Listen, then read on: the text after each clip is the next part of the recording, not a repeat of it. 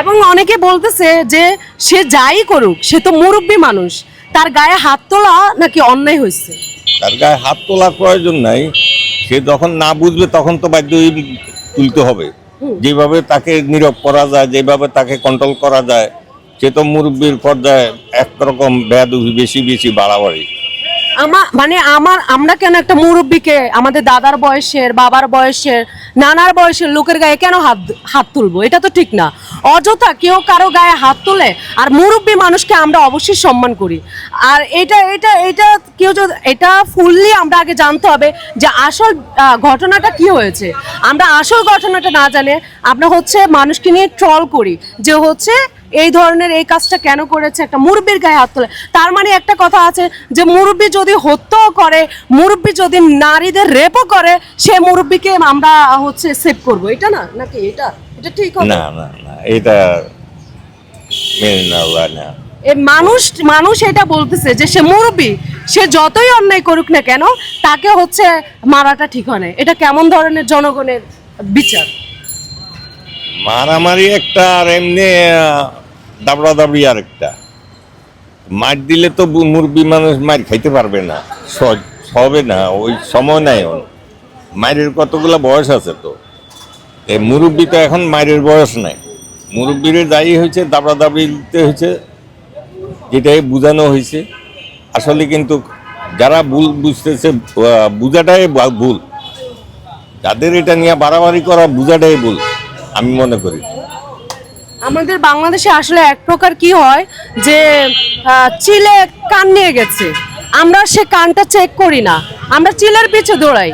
এইটাই হলো আমাদের বাঙালির স্বভাব। আমরা সামান্য একটা জিনিস দেখে আমরা কখনো জাজ করতে পারি না। আমরা পুরো জিনিসটা দেখতে হবে যে আসলে হয়েছেটাকে কি হয়েছে।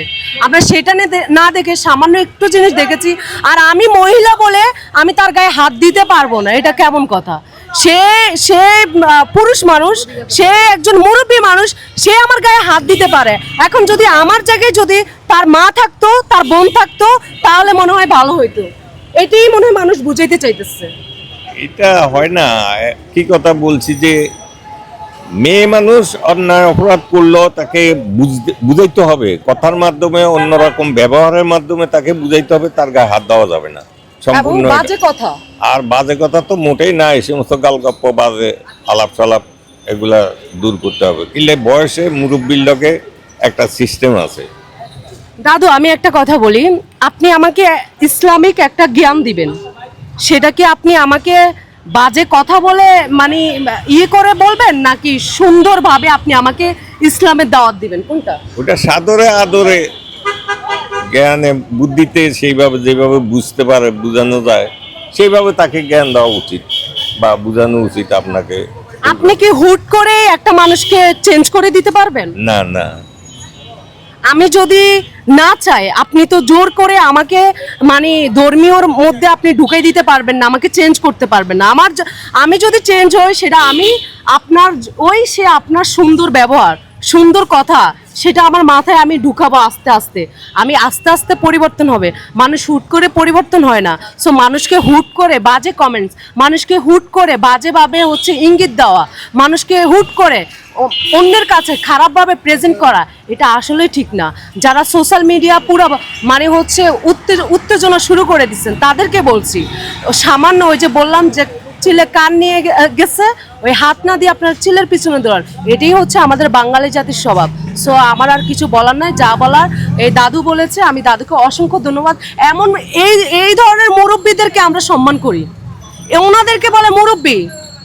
যারা এই ধরনের, যে ওনার দাড়ি আছে, টুপি আছে, মাশাল্লাহ, আমি ওনাদেরকে মুরব্বী বলবো, ওনাদের ব্যবহারকে আমি মুরব্বী বলবো। শুধু দাড়ি টুপি রাখলে সে মুরব্বী হয়ে যায় না। তার হচ্ছে মন মানসিকতা, তার হচ্ছে এগুলাই হচ্ছে তার ব্যবহার, এগুলোকেই বলে মুরব্বী। Thank you so much. সবাই ভালো থাকবে, সুস্থ থাকবে। আসসালামু আলাইকুম।